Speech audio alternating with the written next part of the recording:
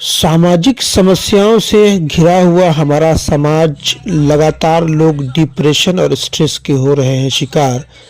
लेकिन सवाल ये उठता है कि आखिर क्या इस मसले का कोई हल है? क्या हमारा दानिश्वर तबका को ये ज़रूरत नहीं है कि बढ़ चढ़ करके ऐसे मसाइल को हल करे? बिल्कुल है, लेकिन इस समस्या का हल करे तो कौन करे, ये एक सबसे बड़ा सवाल बन जाता है।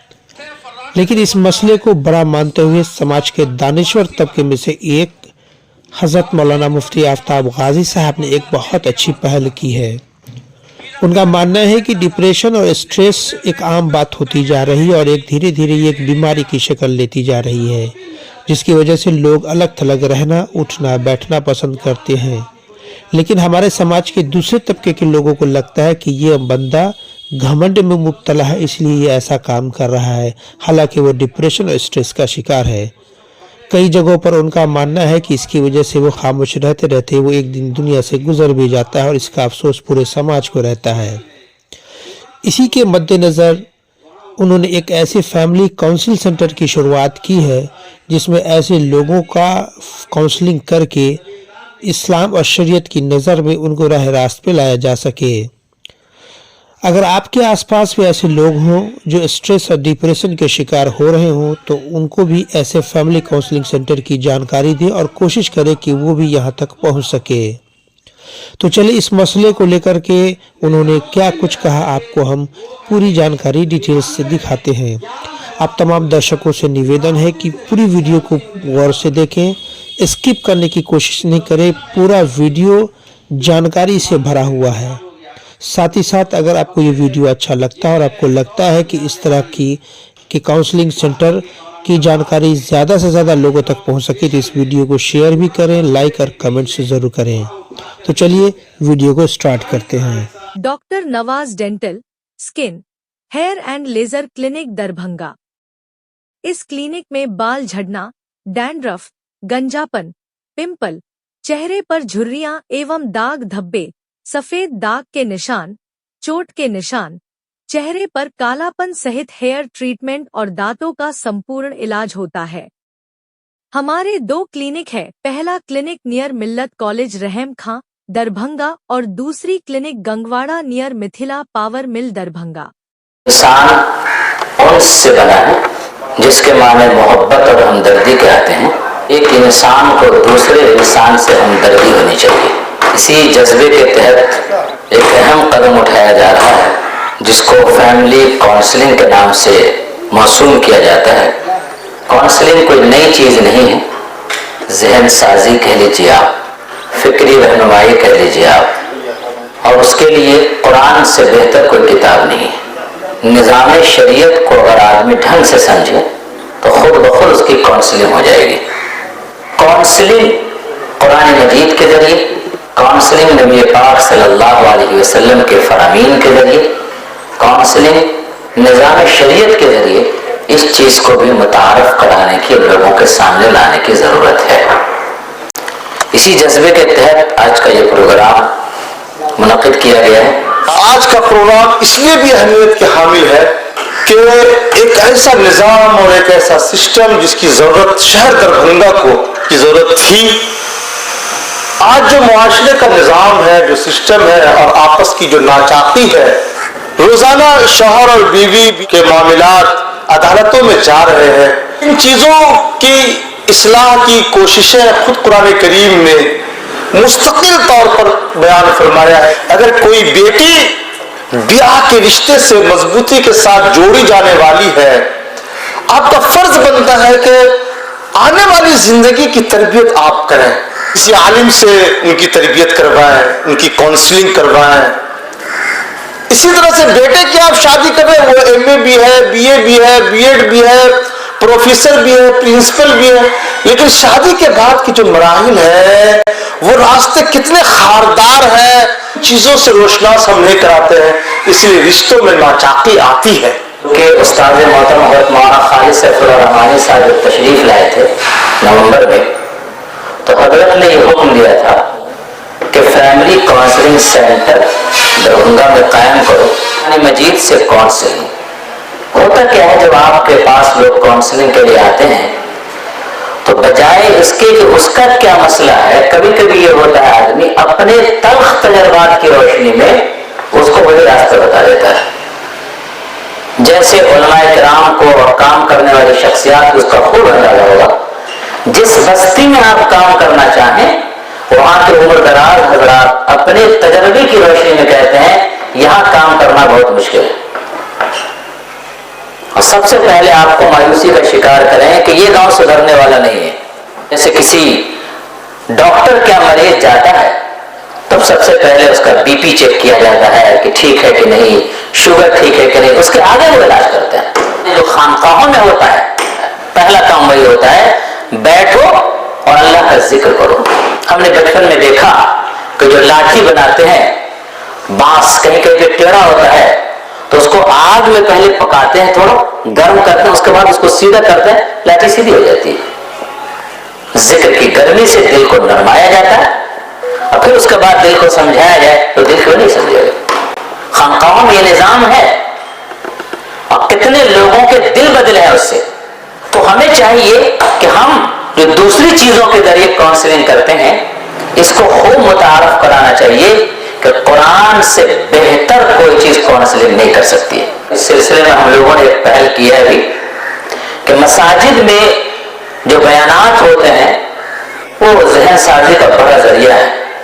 اللہ کرے کہ اس کو اور مؤثر بنانے کی کوشش کی جائے. لیکن یہ ہے کہ ایک تو مرد حضرات اس میں شریک ہوتے ہیں، خواتین نہیں جاتی. دوسری چیز جو اس کے اندر یہ ہے کہ جو بیانات ہوتے ہیں اس میں بچے یہ سمجھتے ہی نہیں کہ ہمارے لیے بیان ہے، اور بسا اوقات بچوں کے لیول کا بیان بھی نہیں ہوتا ہے. آخر ہمارے بچے اس قدر تعداد میں جو اسکول کالج جاتے ہیں ان کو آخر دین کے بعد کون سمجھائے گا اور کیسے سمجھیں گے، کہاں سمجھیں گے، کب سمجھیں گے. اس کے لیے ہم لوگوں نے ایک تحریک یہ چلائی ہے کہ 5ویں کلاس سے اوپر کے جو بچے ہیں اور بچیاں ہیں ہر بستی میں ان کو ہم جمع کرتے ہیں تقریباً 2 گھنٹے کے لیے، اور ان کو ہم یہ سمجھاتے ہیں کہ اسکول میں کیسے رہنا ہے، کالج میں کیسے رہنا ہے. اس وقت جو ٹی وی چینلوں پر اسلام کے خلاف کہہ سکتے ہیں کہ بکواس ہو رہی ہے اس کا جواب کیسے دیں. جن حالات میں سے ہم گزر رہے ہیں، مادیت کا دور دورہ ہے. ہمارے محترم آفتاب صاحب نے بہت اہم بات کہی کہ ہر مسئلے میں قرآن مجید کی طرف رجوع کرنا چاہیے، لیکن خود قرآن مجید یہ بات کہتا ہے کہ جو لوگ آخرت کو تسلیم کرتے ہیں وہی قرآن مجید سے فائدہ اٹھا سکتے ہیں. شادی میں صرف جب نکاح کا موقع ہوتا ہے اس وقت کہتے ہیں اسلام صاحب آپ تشریف لائیے، باقی موقع کہتے ہیں کہ اسلام صاحب آپ ادھر رہیے، اسلام صاحب دروازے پر رہیے، آپ گھر کے اندر داخل نہ ہوئیے، ہم لوگ اپنا کام کرنے دیجیے. اور سارے حضرات کا جو اس طرح کے سینٹر کے قیام کے لیے آگے بڑھے ہیں ہم ان کا خیر مقدم بھی کرتے ہیں، مبارکباد دیتے ہیں، اور اس امید کے ساتھ یہ سینٹر سے کو آگے بڑھائے اس انداز ہے کہ مشن بن جائیے. اور ملت کے لوگوں سے ہماری گزارش یہ ہے کہ اس میں بھرپور تعاون کریں، اپنے آپ کو اپنے مستقبل کو سنوارنے کے لیے یہ اہم کام ہے. یہ مبارک محفل میں ہم سبوں کی شرکت کو اللہ قبول فرمائے. فیملی کاؤنسلنگ سینٹر کے عنوان سے مجلس کا انعقاد کیا گیا ہے. الحمدللہ یہ جب سے دنیا قائم ہے جب تک قائم رہے گی، کسی نہ کسی شکل میں یہ کام شروع سے لے کر اب تک چلا آیا ہے اور انشاءاللہ آئندہ بھی چلتا رہے گا. عزیزی مولانا مفتی آفتاب غازی کی خواہش ہے یہ کام ہر محلے میں ہو رہا ہے. ہماری نئی نسل اگر علم سے ناآشنا ہوگی تو یہ فتنے اور زیادہ بڑھیں گے. ذرا یہ تصور بدلیے، مرد حاکم مالک نہیں ہے، مالک اللہ ہے، بلکہ مرد اور خاندانی نظام کا ذمہ دار ہے. اور اس ذمہ داری کی وجہ پر اس کو بہت سارے ایسے نہیں کہ اگر ذمہ دار بنا دیا تو اسے بالکل آرام سے بیٹھنا ہے، بلکہ ذمہ داری کے ساتھ ساتھ اس پر بہت ساری چیزیں ڈالی گئی. اللہ نے کہا اس لیے ذمہ دار ہے کہ بما انفقوا کہ وہ خرچ کرتا ہے. اس کی ذمہ ہے کہ وہ کما کر لائے، بیوی کو کھلائے، بچوں کو کھلائے، اس کے گھر بار کا انتظام کرے. یہ آیت کے بعد کیا وَإِنْ خِفْتُمْ شِقَاقَ بَيْنَهُمَا کہ اگر اب تم دونوں میں اندیشہ ہو کہ آپسی اختلاف ہو رہا ہے، शिकाक है, दोनों में बन नहीं रही है, कुछ ऊंच नीच है। तुम कुछ कह रही हो, वो कुछ समझ रहा है, वो कुछ समझाना चाह रहा है, तुम कुछ और समझ रही हो। तो अगर कुरान ने कहा खानदान में से, अहल में से, तो मतलब यह है कि पंचायत अगर हो तो घर के अफर्द मिलकर पंचायत करें। और ये हिकमत इसमें ये है कि अगर आप समाज के मुखिया जी को, सरपंच साहब को, वार्ड काउंसलर को और एमएलए साहब के बाद मामला ले जाएंगे तो आपके घर का मामला, आपके घर की इज्जत पूरे शहर में नियाम होने लगेगी। एक आदमी बैठ जाए, बाप को ले लो, चचा को ले लो, भाई को ले लो, हकमन मिन अहली, आप बैठ के मसाइल को सुलझाओ। फिर उसकी तरतीब बता दी कुरान ने। ये तहकीम के मसले से भी पहले कहा कि फ़इज़ूहुन्न, पहले तो उन्हें समझाओ, काउंसलिंग करो उसकी। लेकिन कभी कभी ऐसा होता है कि बात बहुत मामूली होती है। मखबूर सईदी का एक शेर आपकी खिदमत में है। इतनी दीवारें उठी एक घर के दरमियां, इतनी दीवारें उठी एक घर के दरमियां, घर गुम होकर रह गया दीवारों दर के दरमियां। शादी से पहले हम लोग लड़कों को आपस में काउंसलिंग का मौका देते नहीं हैं, एक दूसरे की पसंद नापसंद का मौका देते नहीं, समझने का, समझाने का। और शादी जबरदस्ती होती है तो उसका नतीजा कहीं ना कहीं जाल पे तलाक की नौबत आती है। आपने भी सुना कि हमारे बुजुर्गों का ये ख्वाब है कि 2050 तक हमारे खानदान का, हमारे घर का, हमारे मुल्क का कोई फर्द, कोई बच्चा जो है नाखानदा न रहे। इसके लिए कोशिश कर रहे हैं। जिस तरीके से आफ्ताब काजी साहब ने कोशिश की है कि दरभंगा और सूबे बिहार में जो है काउंसलिंग के जरिए से हमारे खानदान सुधरे, हमारे घरेलू हाथ सुधरे, उसी तरीके से हमारी ये कोशिश है। अकेला चना भार नहीं फोड़ता, लेकिन उसमें अगर आपका ताउन हो, चाहे वो तालिब इल्म हो या आलिम हो, जाहिल हो, अनपढ़ हो, सबका ताउन चाहिए। अगर हर शख्स एक एक बच्चे को गोद ले ले और उसकी रहनुमाई कर दे तो इंशाअल्लाह बच्चा कामयाब होगा और तालीम से बेबहरा नहीं रहेगा। ऑल इंडिया मिल्ली काउंसिल के ताल्लुक से जो फिक्र हज़रत मौलाना काजी बजहदुल इस्लाम साहब रहमतुल्लाह अलैह ने कायम की थी, खुशकिस्मती से उन दिनों से मेरी वाबस्तगी इस फिक्र के साथ रही है। उनके साथ